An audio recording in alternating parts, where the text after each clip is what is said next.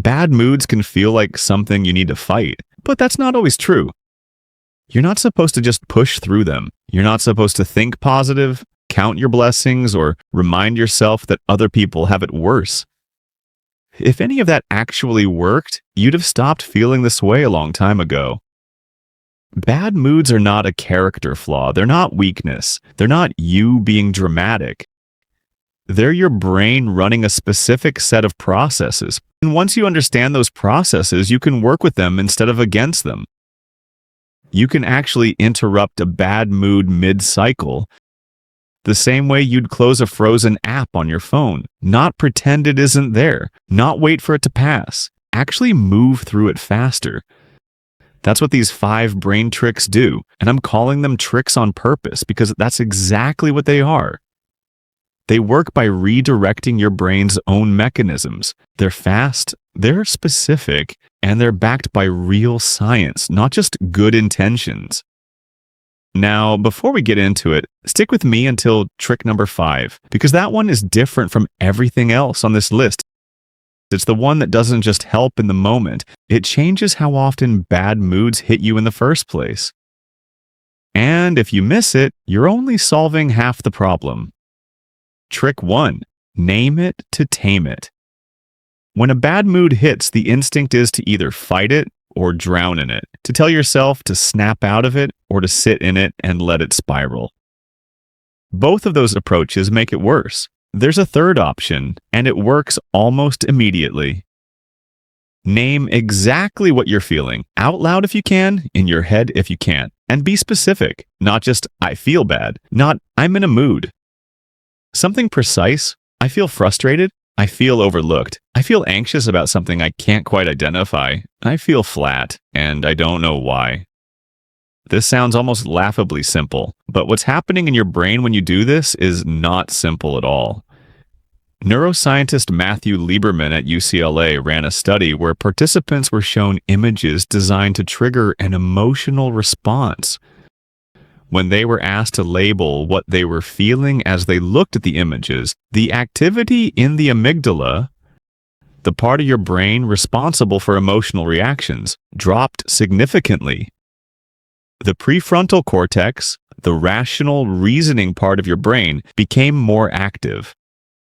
In plain terms, naming the emotion moved it from the part of your brain that reacts to the part that thinks. Lieberman calls this affect labeling, and the effect is nearly instant. You are not suppressing the feeling. You are not analyzing it or fixing it. You're just naming it, and that single act changes the neurological state that's generating it. One word, maybe 2. This is frustration. This is disappointment. This is dread. Say it and watch the grip loosen slightly. That's trick 1. Trick 2. Change your physical state first.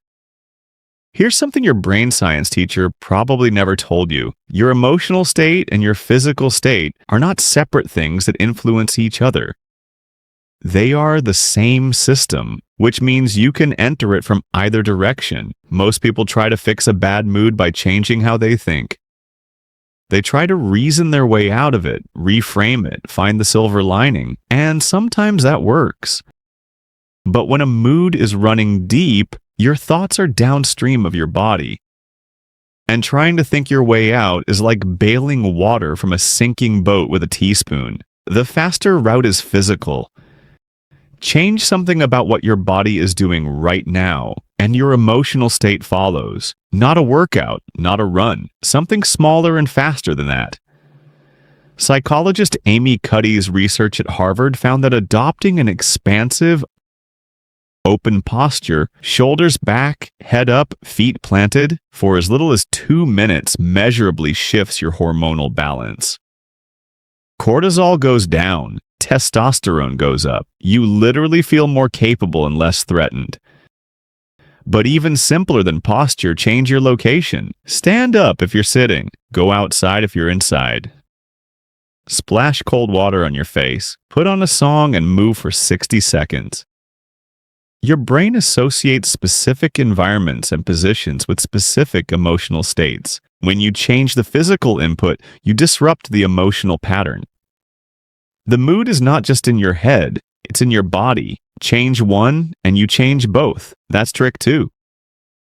Trick 3. Use the 5-minute rule, but not how you think. You've probably heard some version of this. Give yourself 5 minutes to feel bad, then move on. And if you've ever tried it, you know it doesn't really work because the 5 minutes ends and the feeling is still there, and now you also feel guilty for still feeling it. Here's the version that actually works. Give yourself 5 minutes to feel it completely. But during those 5 minutes, you do nothing else. No scrolling, no distracting, no performing. You sit with the feeling and you let it be exactly as bad as it is. No negotiating, no minimizing, no self-talk. Just you and the mood, uninterrupted. This works because of something called experiential avoidance. Psychologist Stephen Hayes found that the more we try to avoid, suppress, or escape a negative emotion, the stronger and more persistent it becomes. Resistance amplifies feeling, but when you stop resisting, when you give the feeling your full, deliberate attention, it peaks, and then it starts to move. Emotions are designed to do that. They rise, peak, and fall. The reason they stop doing that for most people is because most people never let them fully rise. They keep interrupting the cycle, which means the feeling never completes. It just sits there, low-grade, draining energy in the background. 5 minutes of full, uninterrupted feeling is often enough to let the cycle complete. You're not wallowing, you're processing. There's a difference, and your brain knows it. Set a timer, sit with it, let it move. That's trick 3. Trick 4, find one tiny thing to move toward. Bad moods have a particular gravity. They pull everything inward. Your focus narrows, your thinking becomes tunneled, everything starts to feel pointless or stuck. And the longer you stay in that tunnel, the more your brain starts to generate evidence that confirms it. See? Everything is hard. Nothing is working. What's the point? This is not you being negative. It's a well-documented cognitive pattern called mood-congruent thinking. When you're in a bad mood, your brain preferentially retrieves negative memories and generates negative interpretations. It's not lying to you. It's just showing you a very one-sided picture. The way to interrupt it is not to argue with the thoughts. That's exhausting and usually ineffective. The way to interrupt it is to give your brain something to move toward, something small, something real, not a goal or a plan, something immediate and achievable right now. Make something with your hands. Reply to one message, tidy one surface, water a plant, cook something simple. Do one thing that takes less than 10 minutes and produces something you can see when it's done. Neuroscientist Kelly Lambert from the University of Richmond has spent years researching what she calls effort-driven rewards, the specific satisfaction that comes from using your hands and body to produce a tangible result.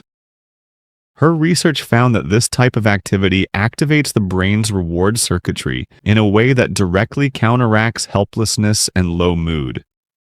Not because the task is meaningful in a grand sense, because your brain gets a hit of dopamine from the simple act of making something happen. One small, tangible thing, right now. That's trick 4. Trick 5, audit what the mood is actually trying to tell you.